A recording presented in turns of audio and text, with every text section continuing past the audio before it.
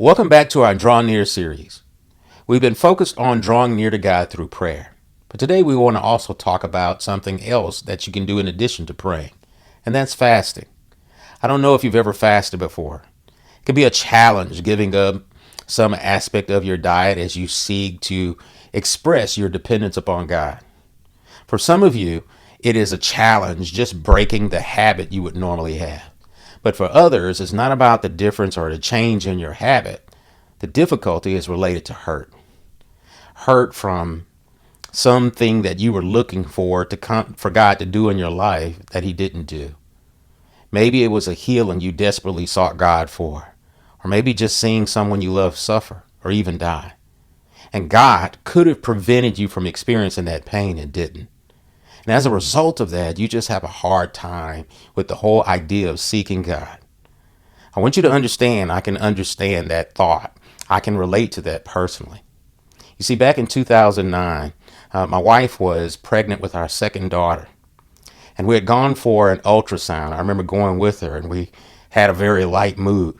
And that light mood turned very dark.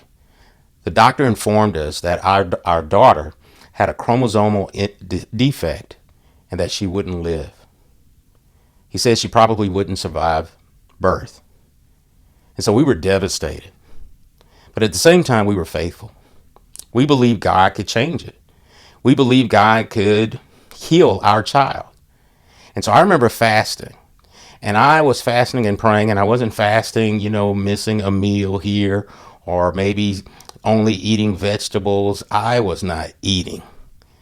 I was fasting. And I remember the headaches got so bad that I had to adjust it. And instead of not eating anything, I would only eat cream of chicken soup.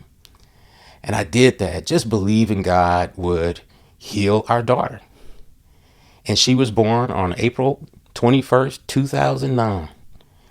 Now, if it was up to me, this would be the point where I'd show you a picture of my daughter in high school, just well and happy.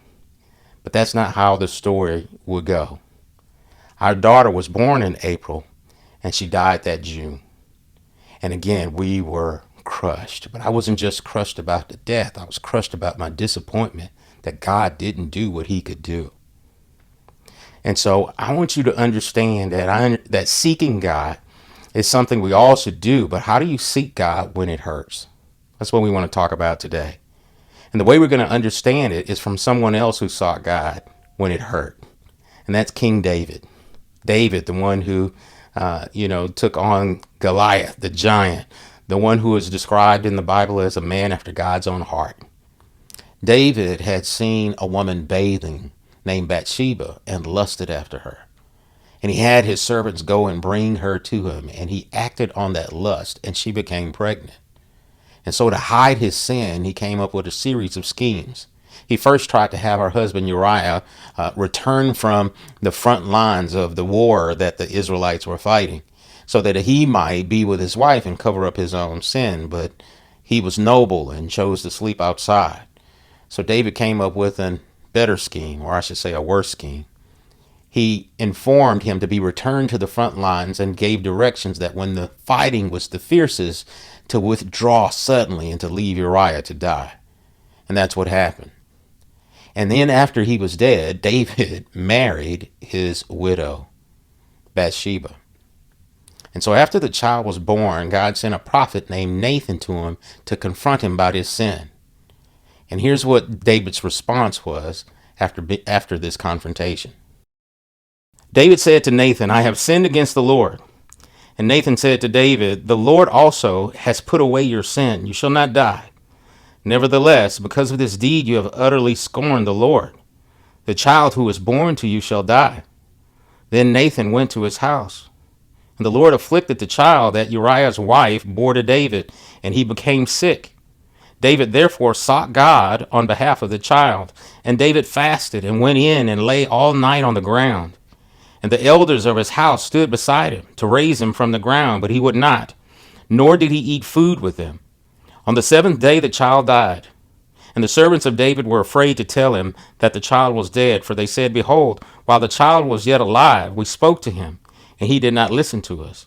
How then can we say to him, the child is dead? He may do himself some harm.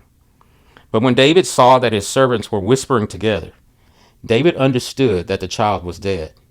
And David said to his servants, is the child dead? They said, he is dead. Then David arose from the earth and washed and anointed himself and changed his clothes. And he went into the house of the Lord and worshipped. He then went to his own house. And when he asked, they set food before him, and he ate. Then his servant said to him, what is this thing that you have done? You fasted and wept for the child while he was alive, but when the child died, you arose and ate food. He said, while the child was still alive, I fasted and wept, for I said, who knows whether the Lord will be gracious to me, that the child may live? But now he is dead. Why should I fast? Can I bring him back again? I shall go to him, but he will not return to me. One of the things that I want us to understand from this passage is what it tells us about fasting and praying. And fasting and praying is more about realignment and not just rescue. Like David, I was seeking rescue from my circumstance, and maybe that's something that you have in mind. And I don't want you to think that God cannot bless or reward you in your pursuit of him. Matter of fact, Jesus communicated that when we fast appropriately, we can expect a reward from the Lord. But we need to understand that fasting is not to get something out of God, more to get something out of us, for us to be in alignment with him, to conform to him and to his will. I was a lab manager for a number of years before I went into full-time ministry. And the labs that I managed would have various sorts of instrumentations, and you had scales and all sorts of machines to measure things. And one thing that all of these machines had in common was that they needed to be calibrated. Now, if you had a scale, you wouldn't calibrate it by just adjusting the dials. If it was just off from zero, just roll the dial to make it zero. No, we had a standard set of weights. There was a gram, there was a half gram, there was a tenth of a gram. And so we would put those weights on very meticulously and adjust the scale to those numbers because they were the standard. So you adjusted the scale to the standard, not to whatever you may have wanted it to be. And so when it comes to our lives, we don't have God adjusting to us and our desires and what we want in life. We adjust to him. And that's one of the first things that we see happening in this passage. David recognized that he had sinned, and he repented of his sin. And that ultimately, this is the desire that we should have when we come with fasting before God. God can rescue, but what's most important is our realignment with who he is. That he is holy, and that he is right. But here's the second thing I want us to understand from this passage. That in our sorrow, we should seek to worship and not withdraw. David, instead of turning his back on God, saying, I'll never trust him ever again, he went and worshiped. David went and worshiped before he ate after his fasting. And that's because he understood that he was always best when he was pursuing his relationship with God, and that things went south when he wasn't. And so regardless of the things that had happened in his life and even what happened in this very tragic and sad and devastating situation, he knew God was worth worshiping. Right? I can understand the feeling of thinking, man, if he doesn't do things the way that I want, or if he allows me to hurt, maybe I shouldn't trust him. But I want you to understand that God is always worthy of our trust, even when he does things that we don't understand. There was a very faithful and successful man named Horatio Spafford. He was a family man, and more importantly, he was a man of faith. But that faithful man had some very hurtful times. Around 1870, his son, his only son, died at 4 years old due to scarlet fever. Shortly thereafter, there was the Chicago fire of 1871, in which he lost most of his investments. And that would seem like that would be enough. But Horatio, trying to encourage the family, sent his his wife and 4 daughters to England for a vacation. He was going to follow afterwards after he completed some business activities. Well, as they crossed the Atlantic Ocean, somehow the ship collided with another ship and sank. And he received a telegram from his wife. And it said, "Saved alone, what shall I do?" Horatio and his wife had lost their 4 daughters. And so he got on the first ship that he could to go and join his grieving wife. And the captain, who knew what had happened, as they crossed the place where that ship sank, he informed Horatio. And Horatio penned these words, which would become a very famous hymn. "When peace like a river attendeth my way, when sorrows like sea billows roll, whatever my lot, thou hast taught me to say, it is well with my soul." Horatio, just like David, learned to worship God with the ups and downs of life, with the greatest joys, and even in the most deepest of sorrows, that God was still worth it.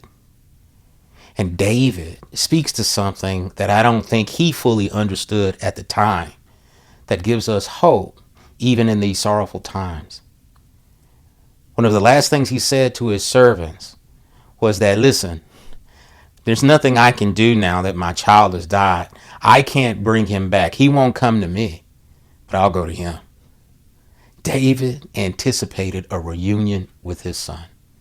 And I want you to understand that is the hope that I have for my daughter, Caitlin, that one day I am going to have the greatest reunion with her. And not only her, but all those who have gone before us. You know, if you've wondered about what happens to children, this ought to give you encouragement. David spoke this in faith, and one day he had his reunion, and I'm going to have mine. But not only will I have this reunion with Caitlin, I'll have a reunion with the one who made it possible, the one who suffered for me, so that I would have a better end to my story. I want you to know, only God can write happily ever after. Even though we're looking for happy right now, happy for the next 10 years, happy for the next 50 years, it is in Christ Jesus that we have happily ever after. I pray that this is something that encourages you, that facilitates your worship in this time, that as you come together in prayer, it might be prayer for repentance, you may be seeking strength, or just asking him to help you to have hope in this moment. Trust him. God is able. And I want to encourage you to continue to draw near.